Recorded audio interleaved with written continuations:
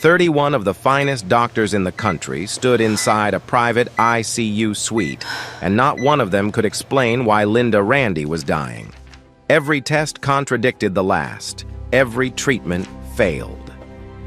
The CEO of a billion-dollar empire was slipping away under fluorescent lights while the most decorated physicians in the state argued in circles. Then a black man in a wrinkled flannel shirt, a single father who had wandered in from the pediatric ward, stepped forward and said 7 words that silenced the room. "I know what's killing her." They laughed. They should not have. Before we dive in, where are you watching from right now? Drop your city or country in the comments. And if you're new here, go ahead and hit that subscribe button so you don't miss how this story ends. Trust me, you're going to want to stay for this one. The children's ward at St. Albans Private Hospital smelled like antiseptic and apple juice. Dennis Hill sat on the edge of a narrow cot, his daughter's small hand curled around his index finger. Mia was 7. She had her mother's wide brown eyes and her father's stubborn jaw, and right now both features were softened by sleep. The sickle cell crisis had hit 3 days ago, the worst one yet. Her hemoglobin had dropped to 5.8, and for 11 hours, Dennis had watched the nurses cycle in and out with transfusion bags while his daughter shivered under a thin hospital blanket. He had not left her side except to use the bathroom.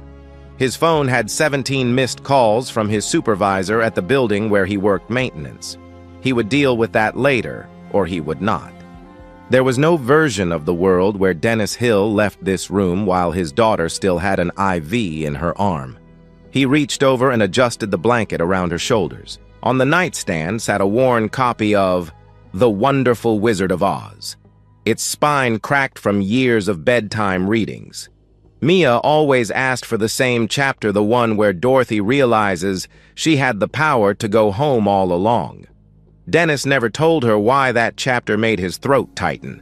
Denise would have known what to say right now. Denise always knew what to say. But Denise had been dead for 5 years, killed by a tumor no one had thought to look for. 2 floors above the pediatric ward in the VIP wing that most hospital staff had never set foot in controlled chaos was unfolding. Linda Randy, 58 years old chief executive officer of Randy Graves Industries, ranked 14th on Forbes' list of the most powerful women in business, had been airlifted in 9 hours earlier after collapsing during a board meeting. The initial reports were alarming, but vague blood pressure spiking to 240/130, then crashing to 80/50 within minutes. Heart rate swinging wildly between 40 and 160. Profuse sweating. A headache so severe she had vomited before losing consciousness. The VIP suite looked less like a hospital room and more like a luxury hotel that happened to have medical equipment. Marble floors, a sitting area with leather chairs, a window overlooking downtown. None of it mattered now. Linda lay in the center of it all, intubated, sedated, her skin the color of old paper monitors, screaming numbers that made no sense to anyone watching. Her husband, Richard Randy, stood by the window with his arms crossed and his tie loosened. He had not spoken in 2 hours. Beside him, Linda's chief of staff, a sharp woman named Claire Dawson, was on her 4th phone call with the company's board of directors. The stock had already dipped 3% on rumors that something was wrong with the CEO. If Linda died, the number would be closer to 15. The hospital's chief medical officer, Dr. James Alcott, had made the calls personally. Within 6 hours, 31 specialists had assembled: cardiologists, neurologists, endocrinologists, infectious disease experts, nephrologists, toxicologists. They came from 3 different states. 2 of them had literally stepped off planes. The hospital was billing Linda's insurance at a rate that would make most families lose their homes, and it was worth every cent if these minds could figure out what was killing her. They could not. Dr. Robert Price, head of cardiology, was convinced it was a cardiac event hypertensive emergency complicated by an underlying arrhythmia. He ordered intravenous labetalol. Linda's blood pressure stabilized for 20 minutes, then crashed again, worse than before. Dr. Ann Lester from neurology argued for a hemorrhagic stroke, possibly masked by the cardiac symptoms. A CT scan showed nothing. An MRI showed nothing. She ordered a lumbar puncture anyway, and the results came back clean. Dr. William Chambers, the infectious disease specialist, raised the possibility of sepsis from an unknown source. Blood cultures were drawn. Broad-spectrum antibiotics were started. Linda did not improve. By the 8th hour, the specialists had fractured into camps. 3 separate whiteboards had been rolled into the adjacent conference room, each covered in competing theories and conflicting timelines. Voices were rising. Egos were colliding. Dr. Harrison Wells, the senior attending and the hospital's most published physician, had taken unofficial command of the room, dismissing theories with the confidence of a man who had never been wrong in his life. He was leaning toward a rare autoimmune vasculitis, but could not explain why Linda's catecholamine markers were behaving erratically. No one could explain anything. That was the problem. Meanwhile, Linda's kidneys were beginning to fail. Dennis first heard about the VIP patient from a nurse named Dolores. She had come to check Mia's IV line around 11 at night and mentioned casually that the whole hospital was in an uproar. Some rich woman upstairs was dying and nobody could figure out why. Dennis had nodded politely and said nothing. It was after midnight when Mia woke up crying. The pain was back, a deep, grinding ache in her bones that the medication could only dull, never erase. Dennis held her rocking, gently humming a song Denise used to sing until the crying softened into whimpers and the whimpers faded into sleep. Then he eased her back onto the pillow and stepped into the hallway to find a nurse. The pediatric ward was quiet. The nurse's station was empty, a shift change maybe, or an emergency somewhere else.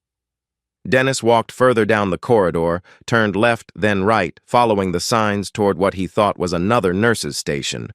He did not realize he had crossed into the VIP wing until the carpet changed from linoleum to something soft. The conference room door was open. Not wide, just enough for sound to escape. Dennis heard the voices before he saw the faces. A dozen men and women in white coats talking over each other, throwing around terms that most people would not recognize. Dennis recognized every single one. Blood pressure paroxysms recurring every 40 to 90 minutes. Tachycardia resistant to beta blocker intervention. Renal function declining, GFR dropped to 28. Diaphoresis episodes correlating with hypertensive spikes. Dennis stopped walking. His hand found the wall, and he leaned against it, suddenly unsteady. The fluorescent light above him buzzed. His mouth went dry. His heart began to pound in a way that had nothing to do with being somewhere he should not be. He had heard these exact words before, not in this hospital, not from these doctors. 5 years ago, in a county hospital on the other side of the city, a younger version of Dennis had stood in a hallway just like this one, listening to a different group of doctors list the same symptoms for a different woman. His wife, his Denise, paroxysmal hypertension, tachycardia, drenching sweats, headaches that made her scream, kidneys failing for no apparent reason, and doctors, good doctors, smart doctors running in circles because pheochromocytoma was the diagnosis nobody thought of until it was too late. Denise had died on a Tuesday. Dennis had spent every night for the next 2 years reading everything ever published about the tumor that killed her. Not because he planned to go back to medical school, he had abandoned that dream when Mia needed a full-time father. He read because the knowledge was the only thing that made the grief bearable. If he could understand exactly what had gone wrong, maybe the randomness of it would hurt less. It never hurt less, but the knowledge stayed. Now standing in the hallway of St. Albans Viv IP wing at 12:40 in the morning, Dennis heard the ghost of his wife's illness speaking through the symptoms of a woman he had never met. And he knew with the certainty of someone who had earned his understanding through the worst kind of tuition exactly what was happening inside that room. He also knew that if he walked away, there was a very good chance Linda Randy would die the same way Denise had. Dennis stood there for a long time. His hands were trembling. Every rational part of his brain told him to turn around, go back to Mia, stay in his lane. He was a maintenance worker. a single dad, a black man standing uninvited in the most expensive wing of a hospital that had never been designed for people like him. But Denise's face was right there behind his eyes, and it would not leave. He pushed the door open. The room held 14 people, a fraction of the full 31, the rest monitoring from adjacent rooms or reviewing scans remotely. They all turned. 14 pairs of eyes landed on Dennis, his faded flannel shirt, his worn jeans, his work boots still flecked with paint from a job 3 weeks ago. He looked like he had wandered in from the maintenance closet, which in a sense he had. Dr. Harrison Wells spoke first. "Sir, this is a restricted area. Are you lost?" Dennis looked at the whiteboards, at the lists of symptoms, at the crossed-out diagnoses and the question marks and the arrows pointing nowhere. Then he looked at Dr. Wells. "I think I know what she has." Silence. The kind that comes before laughter. It came. A short, incredulous breath from Dr. Price. A smirk from a resident in the corner. Dr. Wells tilted his head as though Dennis had told a joke in a language he did not quite speak. "I appreciate the concern," Wells said, his voice carrying the practiced warmth of a man accustomed to dismissing people without appearing rude. "But we have the situation under control. If you could step outside, security will escort you back to wherever you need to be." "You don't have it under control," Dennis said. His voice was quiet, steady. "You've been treating her for 9 hours and she's getting worse. I know what this is because I've seen it before." Wells's warmth evaporated. He nodded to someone near the door. Within 30 seconds, a security guard appeared. Dennis felt a hand on his arm. "Sir, you need to come with me." Dennis looked back at the whiteboard one last time as he was led out. The numbers stared back at him. The answer was right there, written in symptoms that any third-year medical student would have caught if they had ever watched someone die from it. The door closed behind him. But Dennis Hill was not done. The security guard walked Dennis back to the pediatric ward without a word. At the double doors separating the VIP wing from the rest of the hospital, the guard stopped, pointed down the corridor, and said, "Stay on this side." Then he turned and left. Dennis stood in the empty hallway. The fluorescent lights hummed overhead. Somewhere behind him, a child was coughing in one of the rooms. Somewhere above him, a woman was dying from a disease he could name, but no one would let him speak. He went back to Mia. She was still asleep, her breathing shallow but steady, the IV drip, catching the light from the hallway. Dennis lowered himself into the chair beside her bed and pressed his palms against his eyes. His mind would not stop. The symptoms kept cycling through his head like a song he could not turn off: paroxysmal hypertension, tachycardia, diaphoresis, the classic triad, all of it pointing to the same answer that had come too late for Denise and was running out of time for Linda Randy. Morning came gray and cold through the window. Mia woke up around 7, groggy but smiling, and asked for scrambled eggs. Dennis flagged down a nurse-ordered breakfast for her and sat on the edge of the cot while she ate. He told her a story about a brave girl who traveled through a magic hospital where all the walls changed color depending on your mood. Mia laughed. It was the best sound in the world.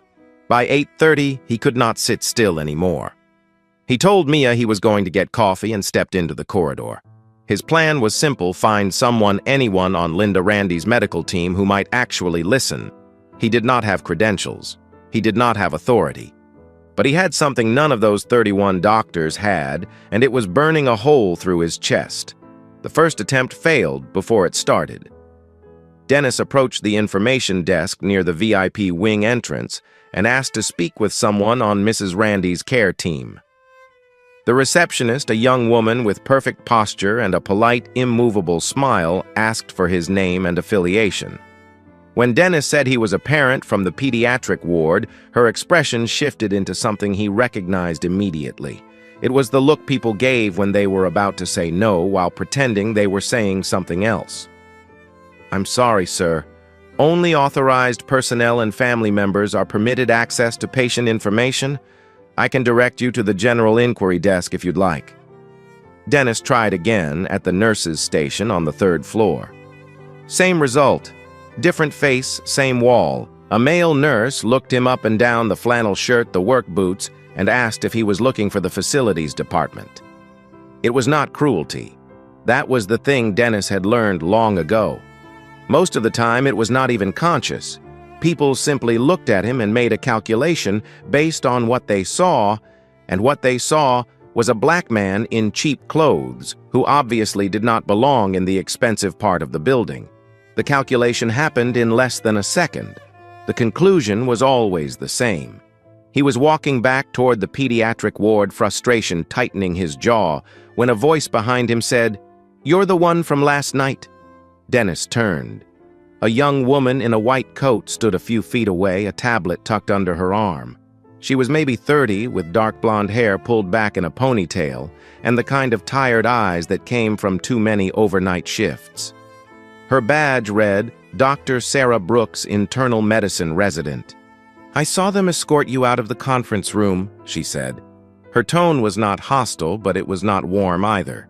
It was careful, the voice of someone gathering information before deciding what to do with it. "You told Dr. Wells you knew what was wrong with the Randy patient." "I do," Dennis said. Dr. Brooks studied him. Based on what, Dennis told her the truth. He told her about Denise not dramatically not looking for sympathy, just the facts laid out the way you lay out a case history. His wife had died 5 years ago from an undiagnosed pheochromocytoma. The symptoms Linda Randy was presenting were identical, and the labetalol they had started was not just failing, it was actively making things worse by blocking beta receptors without addressing the alpha-mediated vasoconstriction, creating a dangerous cycle of hypertensive surges followed by hypotensive crashes. That was why Linda's kidneys were failing. She was being whipsawed to death, and the medication they chose was accelerating it. When he finished, something had shifted in Dr. Brooks' expression, not pity, not belief, but the recognition that the man standing in front of her was not delusional. He might be wrong, but he was not delusional. She was young enough to know she did not know everything, and old enough to recognize that the 31 experts upstairs had not produced a single working answer in nearly 20 hours. She was also a resident, the lowest rung on the ladder, which meant that if she brought Dennis's theory to the attending physicians, and it turned out to be nonsense, her career would take a hit she could not afford. And if she brought it, and it turned out to be right, some of those attendings would never forgive her for it. "I cannot just walk you into the conference room," she said. "Wells would have me removed from the case." "Then get me to the husband," Dennis said. "He is the one with decision-making authority. If the doctors will not listen, maybe the family will." It took Dr. Brooks 45 minutes. She made 2 phone calls and had 1 quiet conversation in a stairwell with a senior nurse she trusted. At 9:50 in the morning, Dennis found himself standing in a small waiting room on the 4th floor, face-to-face with Richard Randy. Richard looked like a man who had not slept in 30 hours, because he had not. His suit jacket was draped over a chair, his shirt was wrinkled, his eyes were red. Behind him, through a glass partition, Dennis could see the edge of the ICU suite, where Linda lay surrounded by machines. Claire Dawson. Linda's chief of staff stood beside Richard with her arms folded. She had agreed to this meeting only because Dr. Brooks had framed it carefully, a person with potentially relevant medical insight, nothing more.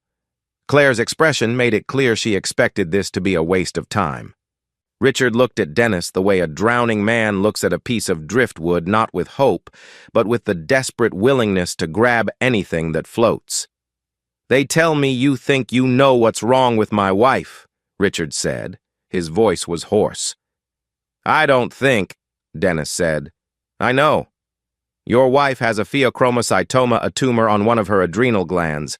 It produces massive amounts of adrenaline and noradrenaline in unpredictable surges.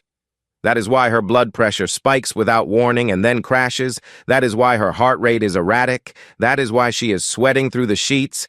Headache, tachycardia, diaphoresis. It is the textbook triad, and every single one of her symptoms fits." Richard shook his head slowly, not in disagreement, but in confusion. If it is that obvious, why haven't 31 doctors figured it out? Because it is rare, Dennis said. Most physicians will go their entire career without seeing a single case. And because Theo is a mimic, it looks like a cardiac emergency. It looks like a stroke. It looks like sepsis. Every specialist in that room is diagnosing from their own field. The cardiologist sees a heart problem. The neurologist sees a brain problem. Nobody is stepping back to see the whole picture. And there is something else. Dennis kept his voice level. They put her on labetalol, a beta blocker. In a Theo crisis, administering a beta blocker without first establishing alpha blockade can cause a catastrophic rebound in blood pressure. It is called unopposed alpha stimulation. It is in every endocrinology textbook. And it is actively making your wife worse right now. The room was silent. Claire Dawson had uncrossed her arms. Richard looked at Dennis for a long time. "Who are you?" "Nobody," Dennis said. "I am a maintenance worker. I am a single father. My daughter is downstairs with sickle cell disease, and that is the only reason I am in this building. But 5 years ago, my wife died of the same disease your wife has right now. The same symptoms, the same misdiagnosis, the same wrong medications. I watched it happen, and I could not stop it. I am telling you right now, you can stop it. But it has to be today. If she goes another 12 hours on this protocol, her organs will shut down, and there will be nothing left to save." Richard turned to Claire. Claire turned to Dr. Brooks, who had been standing by the door. "Is any of this possible?" Richard asked. Dr. Brooks chose her words with precision. "Pheochromocytoma is consistent with the symptom profile. It would explain the treatment resistance, and the concern about beta blocker therapy in an undiagnosed Pheo is well documented in medical literature. I cannot confirm the diagnosis without lab work, specifically plasma metanephrines and catecholamine levels, but the tests can be run in under 2 hours."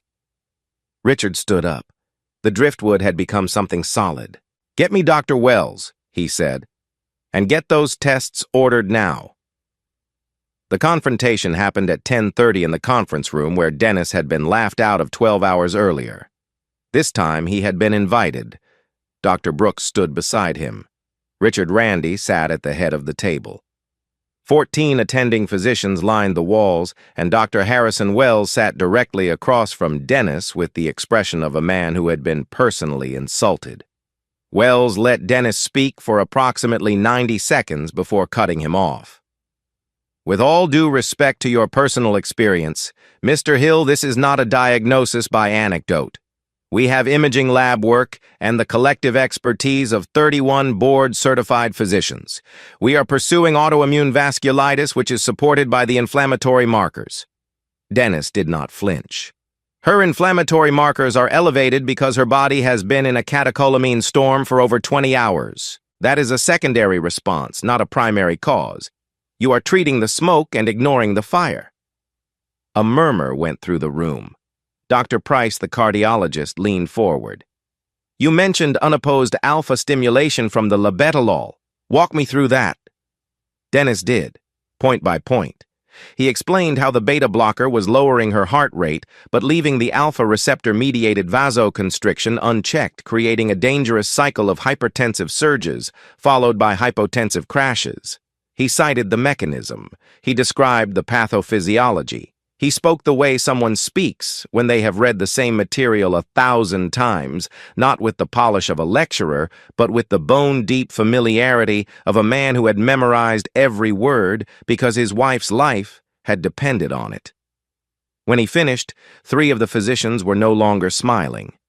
Dr. Price was writing something down. Dr. Wells was not. "This is a waste of time," Wells said flatly. He turned to Richard. "Mr. Randy, I strongly advise against diverting resources based on the speculation of an unqualified individual." Dr. Brooks stepped forward. "The plasma metanephrine test takes 90 minutes. If the results are normal, we have lost nothing. If they are elevated, we have our diagnosis and we may still have time to save her life. The risk of running the test is 0. The risk of not running it?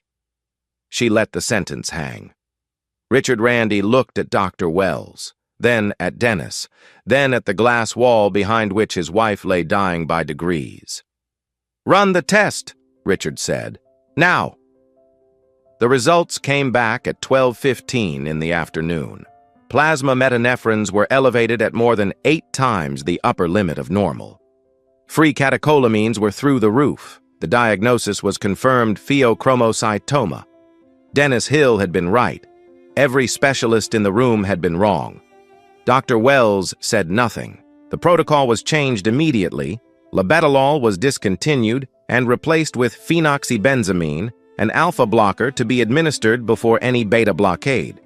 The endocrinology team, which had been consulted only peripherally until now, took over primary management. For 2 hours, Linda's vitals held. Then shortly after 2 in the afternoon, everything fell apart. Her blood pressure dropped to 65/38. Her heart rate became erratic, jumping, stalling, jumping again. The monitors began screaming. Nurses rushed in. Dr. Wells pushed past Dennis in the hallway, shouting orders. The alpha blocker had opened the floodgates. Linda's vascular system, constricted for well over 20 hours by the catecholamine storm, was suddenly relaxing, and her blood volume was not enough to fill the expanded space. She was crashing. Dr. Wells wheeled on Dennis in the corridor, his face white with fury. "This is what happens when you let amateurs practice medicine. She was stable before you intervened." Richard Randy appeared in the doorway of the ICU suite. He looked at the monitors, at the doctors scrambling at his wife's body, convulsing under the hands of a crash team. Then he looked at Dennis. His eyes asked the question his mouth could not form. "What have you done?" Dennis stood in the middle of it all, the alarms, the shouting, the accusation in every pair of eyes, and felt the ground beneath him disappear. Because he had seen this before, too. He had watched Denise's numbers spiral downward on a screen just like this one. He had stood in a hallway just like this one, powerless, while the woman he loved slipped away. The difference was that this time he knew what came next, and he knew what had to be done, if anyone would let him speak. Dennis raised his voice above the alarms. "Do not switch her back." Dr. Wells was already barking orders at the nursing team to restart the labetalol drip. He did not even look at Dennis. 2 nurses were moving toward the IV stand. The crash cart had been wheeled to the bedside. Linda's blood pressure was still falling 60/34 now, and every person in the room was operating on the same instinct: undo the last thing that was changed. Dennis stepped forward close enough that Wells could not ignore him. "This is not a drug reaction. This is expected. Her vascular system has been clamped down by catecholamines for well over 20 hours. The alpha blocker is releasing that constriction, and her blood volume is not sufficient to fill the expanded vessels. She needs aggressive fluid resuscitation, normal saline wide open right now. If you put her back on the beta blocker, you will trap her in the same cycle that has been destroying her organs since she arrived. She will die tonight." Wells turned on him with barely contained rage. "You are not a physician. You have no license, no credentials, and no authority in this room. If this woman dies because of your amateur diagnosis, I will personally ensure you face criminal charges. If she dies because you restarted the labetalol, it won't be my diagnosis that killed her," Dennis said. "It will be your pride." The room went still. Even the nurses had stopped moving, their hands frozen between 2 sets of contradictory orders. The monitors continued their frantic beeping. Linda's heart rate was jumping between 50 and 120 each spike, triggering a fresh cascade of alarms. Dr. Sarah Brooks stepped into the space between Dennis and Wells. She held her tablet up so both men could see the screen. "Dr. Wells, the literature on phenoxybenzamine initiation in acute pheochromocytoma crisis specifically warns about precipitous hypotension in the first 2 to 4 hours. The standard of care is volume expansion, aggressive crystalloid infusion, not discontinuation of alpha blockade. Reverting to beta blocker monotherapy in a confirmed FeO case with catecholamines at 8 times normal would be contraindicated by every major endocrinology guideline published in the last 15 years. She was not raising her voice. She did not need to. Every word landed with the weight of someone who knew she was risking her residency and had decided to risk it anyway. Wells stared at her. His jaw worked. Behind him, Dr. Price, the cardiologist, was looking at the monitor with an expression that had shifted from panic to something more calculated. He had been writing notes during Dennis's presentation that morning. He had not thrown them away. "She is right about the fluid resuscitation," Price said quietly. "If this is catecholamine-induced vasoconstriction-releasing volume, is the answer not reversal?" Richard Randy was standing in the doorway. He had watched the entire exchange without moving. His wife's blood pressure read 58/32 on the screen above her bed. The number was dropping. Time was a luxury no one in the room could afford. Richard looked at Dennis. His voice came out barely above a whisper, rough and cracking at the edges. "Your wife. She went through this too." Dennis met his eyes. "She did. And the doctors did exactly what Dr. Wells is about to do. They panicked and reversed course. She was dead by morning." Richard closed his eyes. When he opened them, he was looking at the nurses. "Do what he says," Richard said. "Fluids. Keep the current medication. Do it now." Wells opened his mouth to protest. Richard cut him off with a single look, the look of a man who had nothing left to lose and was done asking permission. The nurses moved. 2 liters of normal saline went up on a pressure bag, running wide open into Linda's central line. A 3rd liter was spiked and ready. "Doctor." Brooks positioned herself at the bedside monitor, watching every number her pen tapping against the tablet in a rhythm she did not seem to notice. Dennis stood by the wall. He had done everything he could do. The rest belonged to Linda's body, to the blood flowing through her veins, to the vessels slowly learning to relax after a day of chemical siege, to the kidneys that had been battered but had not yet quit. The minutes stretched. 5, 10, 15. Linda's blood pressure drifted between 55 and 62, too low, dangerously low, but no longer falling. Her heart rate settled into the 90s, still fast, but no longer chaotic. The alarms continued, but the pitch of the room had changed. The frantic energy had given way to something heavier and quieter, the weight of waiting. At the 20-minute mark, the systolic reading climbed to 68, then 72. Nobody spoke. At 30 minutes, it touched 80. Her heart rate dropped to 86. The renal output monitor, which had shown almost nothing for the past hour, registered a small but measurable increase. Dr. Brooks looked up from the screen. Her eyes found Dennis across the room. At 40 minutes, Linda Randy's blood pressure read 94/61. Her heart rate was 78, steady, regular. The catecholamine storm was not over. It would take days to fully stabilize her, and eventually the tumor would need to be surgically removed, but the crisis had broken. The body was responding.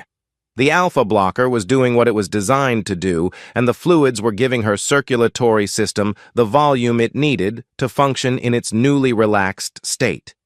Linda Randy was going to live. Dr. Price was the first to move. He walked to the whiteboard where 26 hours of wrong diagnoses were still scrawled in red and blue marker, and he quietly erased his own. Dr. Wells left the room without a word. No one called after him. Richard Randy sank into the chair beside his wife's bed, took her hand and pressed it against his forehead. His shoulders shook, but he made no sound. Dennis watched from the doorway for a moment. Then he turned and walked down the corridor past the nurse's station, past the reception desk where he had been turned away that morning through the double doors, and back to the pediatric ward where his daughter was waiting. 4 days later, Linda Randy opened her eyes. The breathing tube had been removed 36 hours earlier. Her kidney function was improving. The endocrinology team had mapped the tumor on imaging a 3-centimeter mass on her left adrenal gland, and surgery was scheduled for the following week. She was weak. Her voice was a thread, but she was alive and she was lucid. And when Richard told her the story of what had happened, all of it from the 31 doctors to the man in the flannel shirt she asked to see him. Dennis came to the VIP suite on a Tuesday afternoon.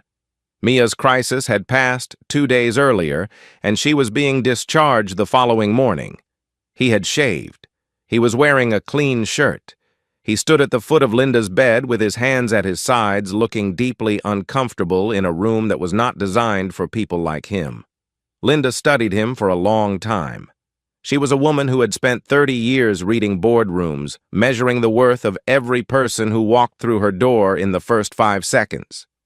She had built an empire on the ability to see what others missed, and she had almost died because the people around her could not see past a flannel shirt and a pair of work boots.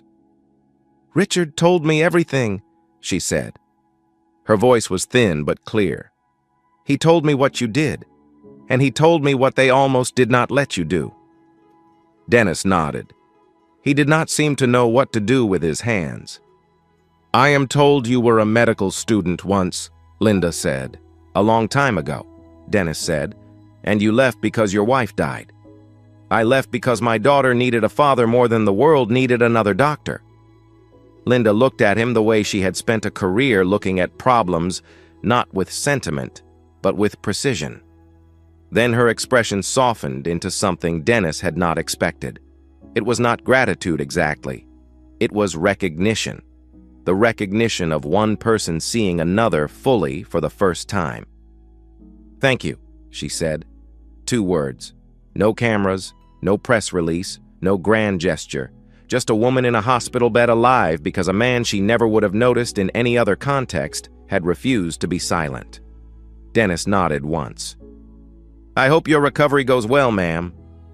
Then he left the room and he did not look back. The next morning, Dennis signed Mia's discharge papers at the pediatric nurse's station.